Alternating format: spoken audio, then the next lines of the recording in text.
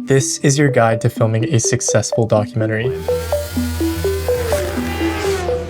I've been passionate about filmmaking my whole life, but I've really only been pursuing it as a career for the last year and a half.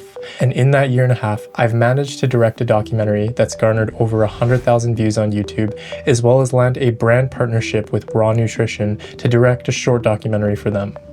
By the end of this video, you will have everything you need to tell the stories that matter to you. We're going to cover the 3 main stages of planning, executing, and finalizing a well put together and successful documentary. If you haven't figured this out yet, before you can start anything, you need a subject. Now you might be wondering, where do I find one? Where do I even start? The answer is you need to find a story that resonates with you. As the director of this documentary, it is your job to find a story that not only you can understand, but tell correctly. You're letting people take a very intimate peek into somebody else's walk of life. It's really important that you understand the fine details and the little nuances that go into what makes their story special. Before I met Jordan, who is the subject of 2 of my most recent documentaries, I was training for a marathon and have been weightlifting for years, so I understood a lot about his niche. Not only that, after I got to know Jordan, I understood a lot of the personal struggles that he was going through at the time in his life.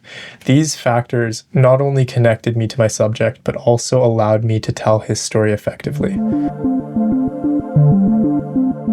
Pre-production. It's my philosophy, as well as a lot of other filmmakers, that about 70% of a good film starts in pre-production. The very first thing you need to do is understand, are you filming a topic or are you filming a story? For example, if your topic is training for a race or an Ironman, your story needs to be something like an athlete who regains his self-confidence through accomplishing one of the hardest endurance events on Earth. Objectively speaking, between the topic and the story, the same thing is happening here. Our subject signs up for a race, he trains, and then he races. The difference in the story is we're adding stakes to the journey. By explaining that the self-confidence of our subject relies on them either finishing or not finishing the race, not only does our audience emotionally resonate with their story, they're also invested in the outcome. The instance that I DNF, it's not going to matter to me. The last thing that I want is for 20 years to go by and I live with regret that I never did the ideas that came into my head. Are you just gonna sit there and do the same thing that you're doing every single day? Because at the end of the day, like, no one is coming to save you. It is up to you to make the change. And if you don't go and do that, you're never gonna experience the full capabilities and potentials you once had. And that's exactly why I'm doing this.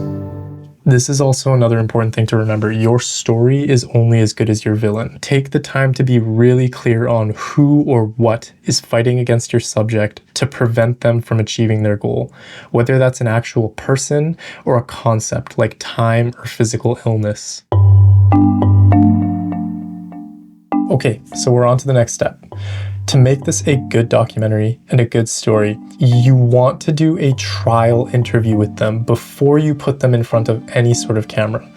This is going to allow you to anticipate how they're going to answer questions when they're in front of a camera. Here's a pro tip. Avoid asking questions that could end with a yes or no answer. For example, instead of saying, "Is training for this race hard?" Ask something like, "Walk me through one of the hardest moments during your training and how did you get through it?" I was doing hill sprints one time. It was the first time I had it prescribed for me in my training program. And I didn't make it up the hill. I had to stop. I was in distress. I was panicking, and the only thing I could do at that moment was continue.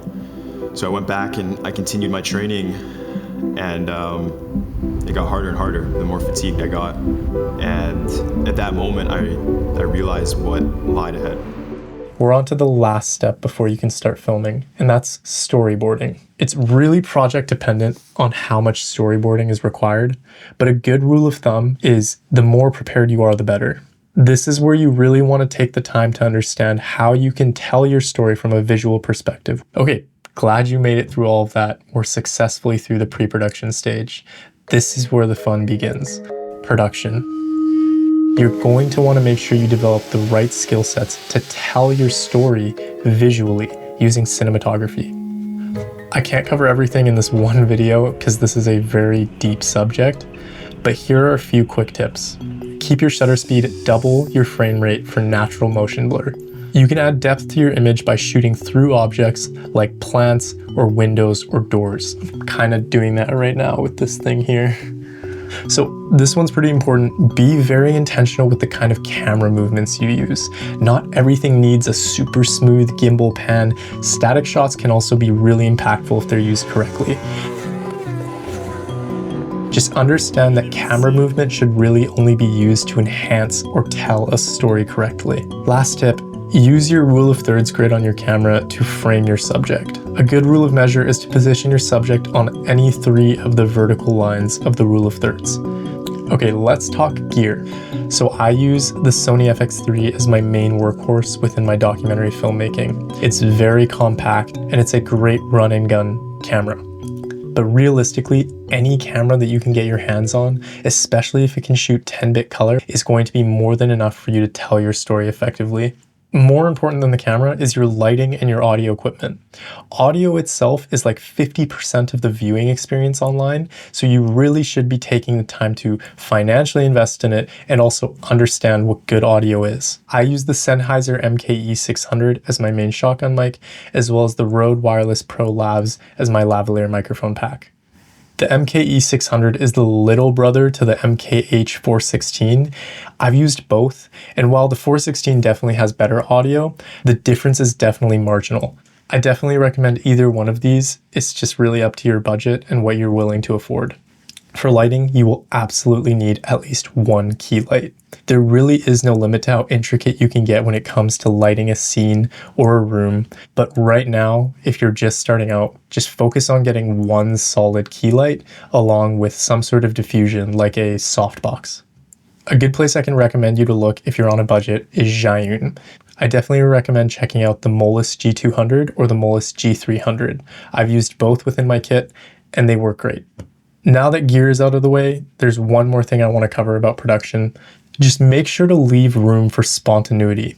As much as you want to plan your documentary ahead of time, which is very important, you also need to understand that filming a documentary means you're filming humans, which are inherently sporadic and not perfect. You have to leave room for those raw and natural moments because that's what's really going to allow your audience to connect and understand that this is a real story. When those moments pass, you want to just make sure that you still have your storyboard in place so that you can fall back on it for direction. Okay, so you just went and you shot your film. You're in the final stretch, you're sitting down at your computer, and this is where the magic happens. Post-production. So using your original storyboard that you planned during pre-production as a guide, start mapping out your timeline within an editing software. So start with your story. What I mean by that is take a look at the interview that you shot with your subject. Look at the responses they gave you and use that to formulate the kind of scenes and sequences that you intend to associate with those answers. Use pacing to help tell your story. Fast-paced cuts are great for high energy, tension, and urgency, whereas slower cuts are used for high impact, more emotional weight, and reflective scenes. So there's this sort of like yin and yang or, push and pull when it comes to editing a video. And you really want to balance out and contrast those high-paced, fast energy scenes with those slower, more emotional cuts. When you bounce between the two of those, you keep your audience engaged. Another good tip is use J or L cuts to fade in and out your audio before jumping time or jumping scenes. I was doing hill sprints one time. It was the first time I had it prescribed for me in my training program.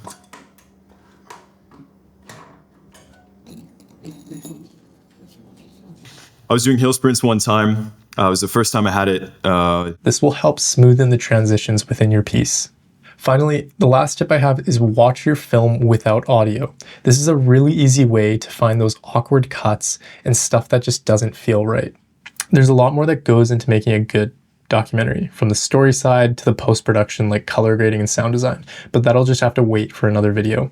If you'd like to learn more about a specific skill set, feel free to let me know and I'm happy to share the insights that I've learned so far. My final piece of advice, none of what I said really matters. There are a ton of filmmakers who are super successful and have won tons of accolades who broke all the traditional rules of filmmaking. There really aren't rules when it comes to a creative endeavor, just good guidelines to use. If you want motivation, just go out there and film something that's important to you. I promise you that's the best way to tell a good story. My name is Noah, and it's my mission and journey to become a successful creator and film director. This is simply just to document my journey and share valuable insights to people like you who might find it useful. So thank you for watching, and I will see you in the next video.